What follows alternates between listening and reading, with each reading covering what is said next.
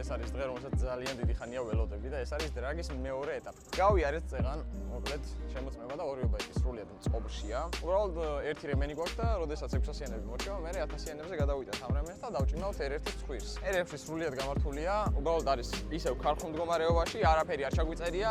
დანარჩენი ყველაფერი იდეალურად მუშაობს, მაგრამ R1-ზე ისევ ცეპლენის პრობლემა გვაქვს, ისევ დაძვრის პრობლემა გვაქვს და მოკლედ ეს ფირფიტების ბრალია თუ კარზინის ბრალია ჯერჯერობით ვერ გავარკვია და იმედია ოქტომბრის ბოლო ეტაპზე მოესწრება ეს ყველაფერი და მე ამითაც 100%-ზე გამართული გამოვლენ. ეხლა ცოტა ხანში დაიწყება უკვე კვალიფიკაცია, გოგოების კლასი არ შედგა, იმიტომ რომ ორი გოგო გამოდის და ეს გოგოები გადმოვიდნენ ბიჭებთან, ანუ ჩვენთან ერთად გამოვლენ და 1000-ებშიც ერთი პრობლემა ის გვაქვს, რომ 5 კაცი ვართ და თუ მე-6 კაცი არ დაგვემატა, შეიძლება 1000-ების კლასი საერთოდ ჩაიშალოს. 600-ებში იხარე, იბედნიერი იმდენი ადამიანია, მოკლედ რომ აიტევა არ არის რა. ოღონდ მოკლე ბაზარში. გრძელებშიც ცოტანი არიან, მაგრამ საკმარისი იმისთვის რომ გამოვიდნენ და 1000-ის გრძელებშიც იმდენი ადამიანი არის, რომ ჩვეულებრივად შეძლო შეჯიბრის ჩატარება. კრუიზერები, აი რაც კი შეიძლებოდა, მე მგონი ყველა აქ არის 300 მეტრიანი დრაგი აქვს კრუიზერებს და კრუიზერებიც საკმაოდ ბევრი არიან. ყველა მონაწილეს მოკლედ წარმატებას უსურვებ და ხვალ წვიმა არ წარმოვიდა და თავზე არ დაგვექცა ყველაფერი, როგორც ყოველთვის ხდება ხოლმე. კვირას უნდა ჩატარდეს დრაგი და იმედია წვიმა არ იქნება.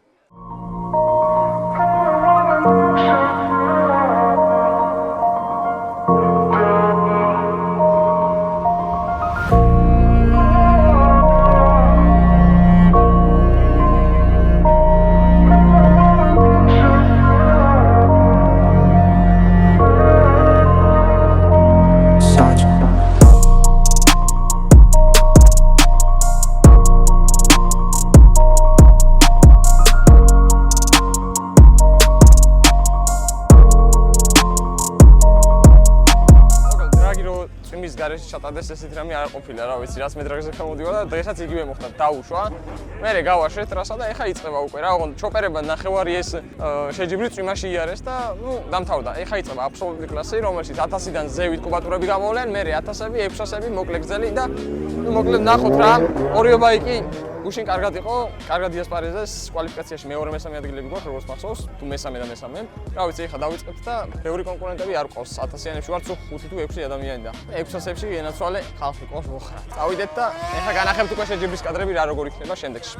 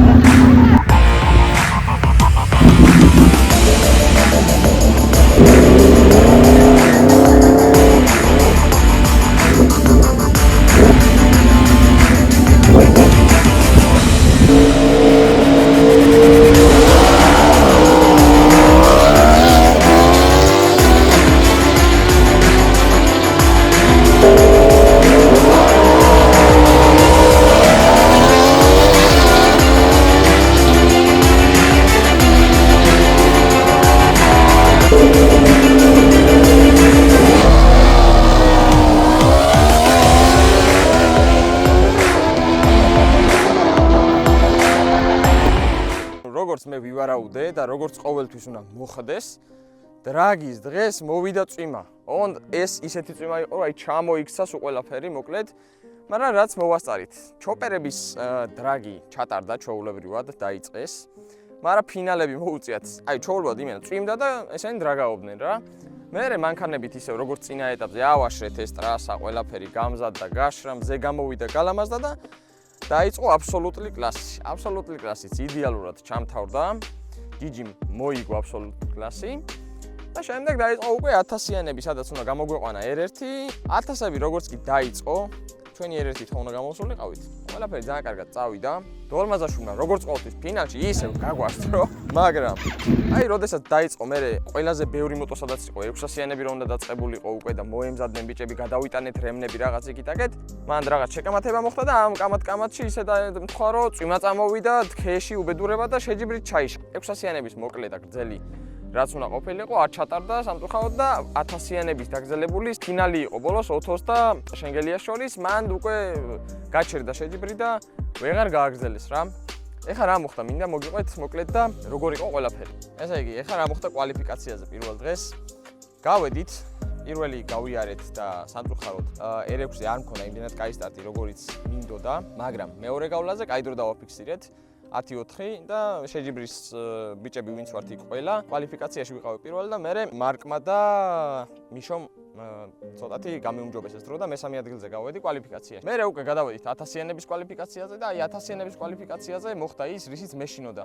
R1-ზე რაც შიფტერი დავაყენეთ, მოკლედ ამ შიფტერს აქვს ესეთი ფუნქცია, აი ოდნავ ფეხი რომ მიგედოს, ეგრევე დენი ითიშება წამიერად და ანუ რო დავიძარი, ფეხი როგორც კი დავდე ამ ფეხის დასადებზე, ეგრეთ წოდებულ ნოშკაზე, პატარაზე შევახე ფეხი და ვიდეოში ძალიან კარგად ჩანს ეს მოტოციკლეტი ახტა, გამეთიშა, მე პირველში ჩავაგრდე ისევ, მე აგრენშტელი დამირწყა, დავიბენი რაღაც და ნუ პირველი გავლა ვიარე 10-3-ში. მე მეორედ მოვედი, დავდექი კიდე ახლიდან და მეორე დადგომაზე უკვე იდეალურად დაიძრა და რატომღაც ველოდებოდი ბევრად უკეთეს დროს, გამომივიდა 10-0, მაგრამ მეგონაო 9-7, 9-8, 9-6 მაინც იქნებოდა, იმიტომ რომ ესე კარგად იშვიათად იზრდება ხოლმე ეს ბაიკი რა. შემთხვევა იყო იდეალურად რომ მოეჭიდა ცეპლენია, არც ძაგძაგი ქონდა, არაფერი. დავისტარტეთ, ყველა სიჩქარე იდეალურად გადავერთეთ, ნუ მაგრამ ლაზერზე 10-0 დავაფიქსირეთ. მანდაც მესამე დრო გამოგვივიდა 1000-ებშიც, რო გადავხედე, მაგრამ რატომღაც მახსოვდა რომ მეორე ადგილზე ვიყავი 1000-იანების კლასში, მაგრამ მე აღმოჩნდა რომ ჯიქსერით ერთ-ერთი მონაწილე 9 და 6-ში იყო გავლილი და ნუ მესამეზე გავედით. მე დაგვაწყვილეს და პირველივე გასვლა მიწევდა ამ GSX-R 1000-თან, რომელსაც საკმაოდ კაი დრო ქონდა დაფიქსირებული 9 და 6-ში და ნუ 9 და 6-ის კვალობაზე მეგონა ცოტა გამიჭირდებოდა ასპარეზობა, მაგრამ შეჯიბრზე R1-მა როგორც ყოველთვის არ გვიღალატა, იდეალურად დაიძრა და ორივე გავლა მოვიგეთ. არც full start იქონია, არც ერთს, არც არაფერი და ძალიან იდეალურად ჩაიარა ამ ყველაფერმა. სტარტერის პრობლემა ალბათ ყველა მიცით რომ R1-ზე მაქვს და ანუ ყველა დაძვრისას, როდესაც უნდა გახვიდე და შეჯიბრზე წახვიდე, ესე ორი კაცი ყოველთვის ჭირდება ხოლმე რა. აქეთ იქიდან რომ ეს მომაწვნენ რომ დავიკოკო და ეს ამდენი ხალხი რო გიყურებს, ხა წარმოიდგინე რომ აი რაღაც ლამაზი მოტოციკლეტია და უსვათ ესე აწვევიან და ეგრე ქორქავ და მე იგებ რა.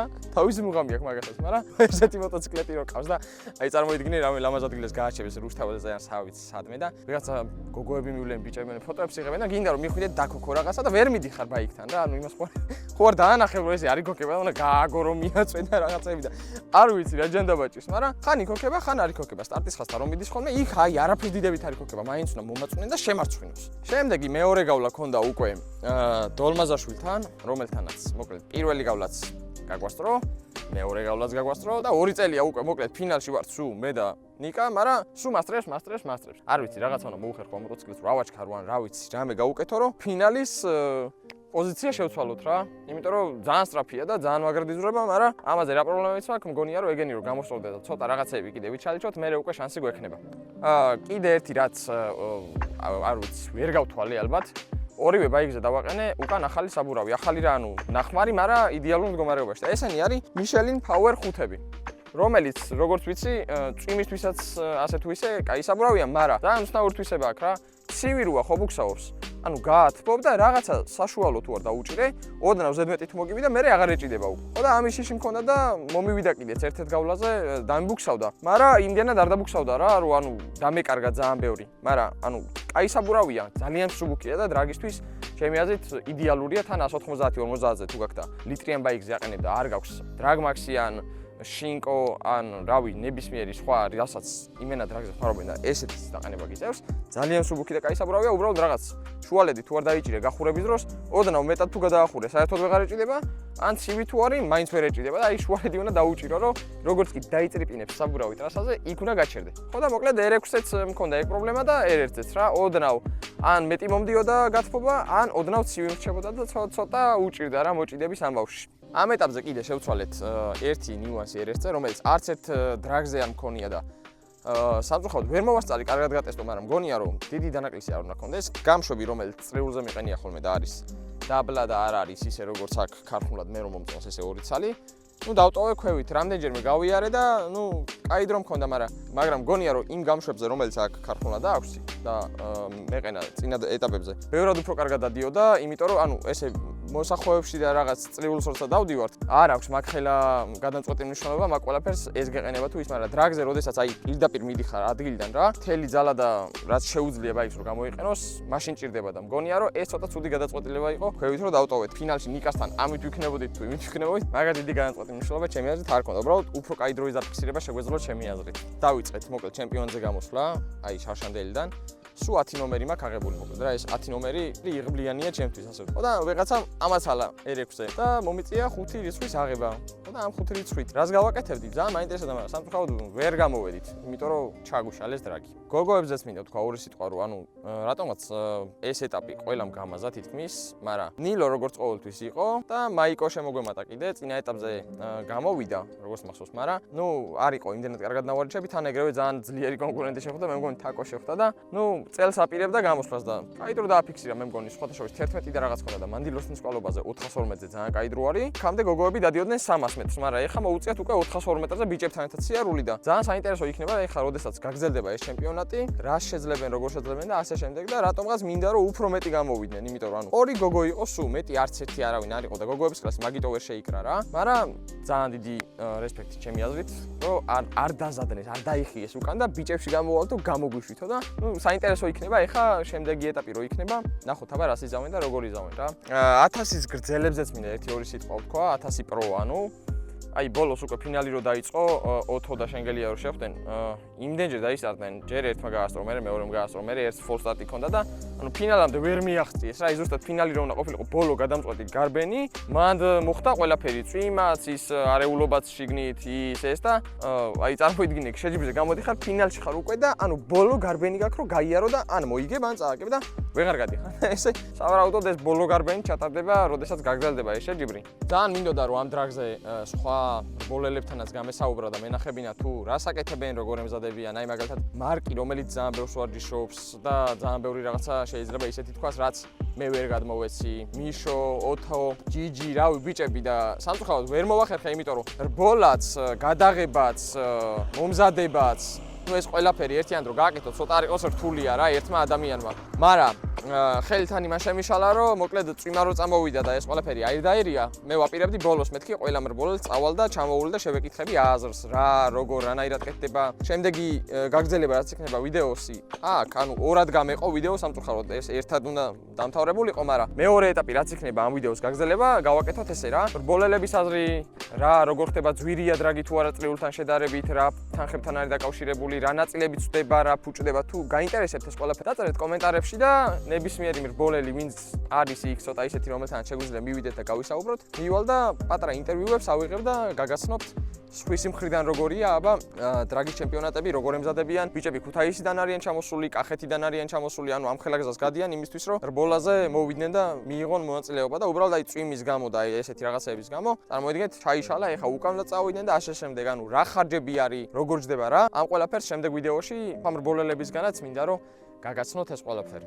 როგორც ყოველთვის, ძალიან დიდი მადლობა მინდა გადაუხადო ლიდერებს ჩვენი გვერდში დგომისთვის, იმიტომ რომ წრიული დრაგი ყველაფერი რაც ხდება მოკლედ ყველაფერში გვერდში გვიდგანან და აი ამ ხელა ფინანსებია ეს ყველაფერი რაც ჭირდება ამ სპორტს. ამის გარეშე, ნუ შეუძლებელი იქნებოდა, იმიტომ რომ ძალიან ძვირია. და მოკლედ ძალიან დიდი მადლობა მათ ჩვენი გვერდში დგომისთვის და მოტოსპორტში პირველად ფეხის შემობიჯებისთვის. მადლობა, არ დაგავიწყოთ არხის გამოწერა და ლაიქეთ ეს ვიდეო და მომავალ შეხვედრამდე.